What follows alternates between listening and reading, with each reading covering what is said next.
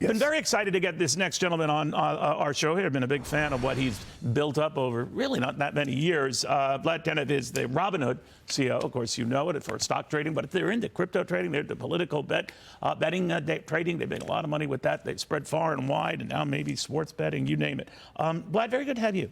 Thanks for having me. You know, I was noticing your stock and the performance, it's quadrupled over the last year. It's kind of like Bitcoin. I mean, not that it wouldn't merit to the day, but it can be volatile. You've had an incredible run. What do you think is leading it? What do you think is giving you the charge? So Robinhood went public in 2021, a little bit over 3 years ago. Bumpy start, I remember. Yeah, it was, at the peak of the secular bull market, and then 2022 was a little bit rough. But if we look at the company now versus back when we had our IPO, much more diversified business. We have 9 business lines generating north of 100 million in annual revenue now. And we're expanding across multiple dimensions. We have a large active trading business where we have a goal to get #1 in the active trading market across all assets by the end of the decade. In that universe, half of that? What is it right now? No, not quite. But it's a larger and larger chunk, right? And it's grown precipitously just over the last, couple of weeks. Yeah, a couple of weeks. Yeah. November, relative to October, was up 400% for us in crypto volumes. Bitcoin's a sizable chunk of that. October was a pretty strong month as well. But so this wouldn't have happened had Donald Trump not been elected. I mean, that kind of a run-up. I'm not sure. I think it's always hard to make these predictions. Certainly, I mean, we had several products on election night that were trading and allowed customers to respond to the market events in the news. You mentioned the presidential election market, super innovative product. We were one of the few. 200 million trades or something like that? We had over $500 million in contracts traded, over $500 million in just a few days, actually. But election day itself, it was nonstop, right? Election day was the lion's share of it. Right. And then we have crypto, obviously. We had 24-hour equities markets where Robinhood is a leader. And we announced and launched futures trading as well. So now there's 4 ways to trade that. And it was pretty clear. The market responded as the election results became more clear. And it's what you guys were just discussing, the belief and optimism in the end of the regulation by enforcement regime, which has just been terrible. It's been a carpet bombing of the entire crypto industry in the U.S., which should support innovation. This is very innovative. We're clearly going to have a much more accommodative administration, not to let it go and do whatever it wants, but certainly lighter on the regulation touch, certainly this administration. I am curious, though, what is combined to bring us to this $100,000 plus coin level? I understand the Trump pump. You might have come up with that phrase. I certainly understand even Jerome Powell's remarks yesterday, I think, when he compared it to gold. There was a lot of events simultaneously. The new SEC guy coming in, very accommodative, very supportive of this. But what made this click just now? I think that if we're still very early in the adoption cycle of this new technology.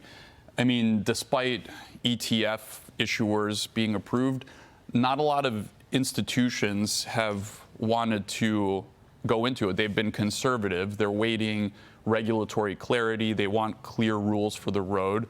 But it's still in their mix of offerings, right? I mean, I'm talking about, let's say, investment firms that used to sort of skew all of this, or now it's in their list of offerings. But they're early. They're early. I mean, if you look at the registered investment advisor market, they're now talking about getting crypto exposure, and that's a multi-trillion market, one that Robinhood is entering as well. Corporates, you're starting to hear more about companies putting Bitcoin and crypto assets in their treasury and on the balance sheet.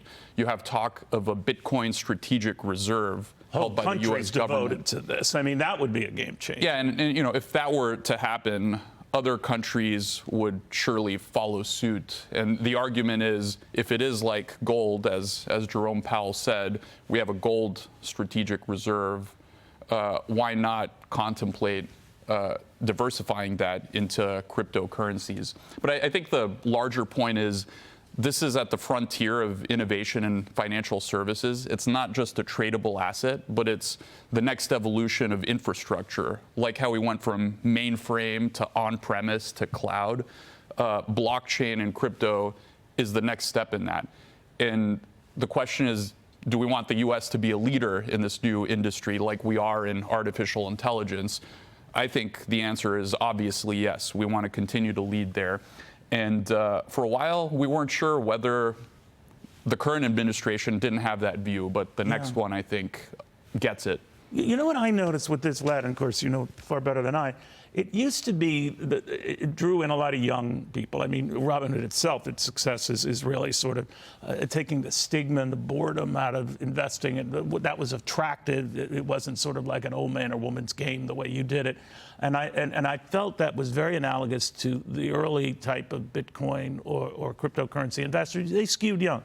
Now there are more old fogies like me who are saying, hey, this is pretty cool stuff. There does seem to be a base to this. So how would you define who's buying all this right now? Who's getting involved in all of this? Well, certainly what we see, we've got a front row seat to retail.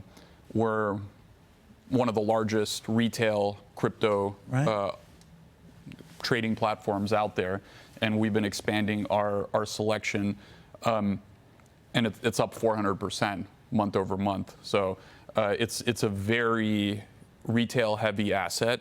But are they, you know, it is a bumpy ride, and I know you've said that in the past, as we've had, you know, representatives from the Bitcoin arena, all types, saying the same thing, not for the faint of heart, get it.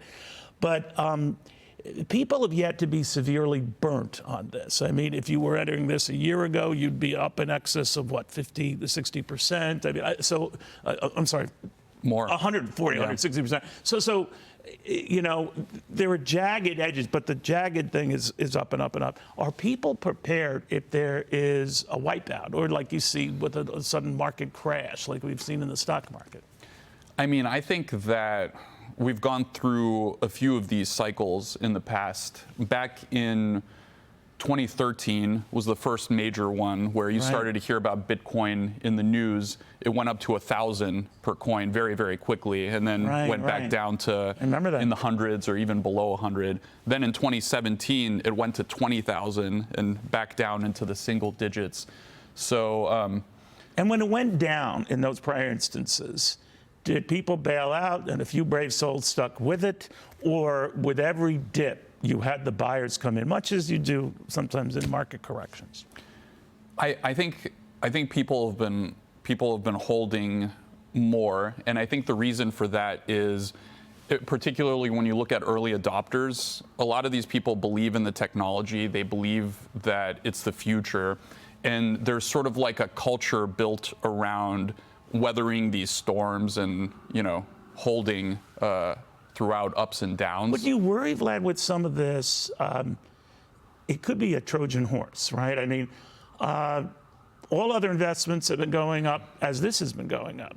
And the argument for Bitcoin and for some of the cryptocurrencies and crypto plays was that when the world is falling apart, this is going to be the goal, this is going to be the haven. And yet even the traditional stock market rises, Bitcoin rises and all, and that people could be getting sucked into something that, you know, it's just not sustainable. What do you say? My personal view is that of diversification.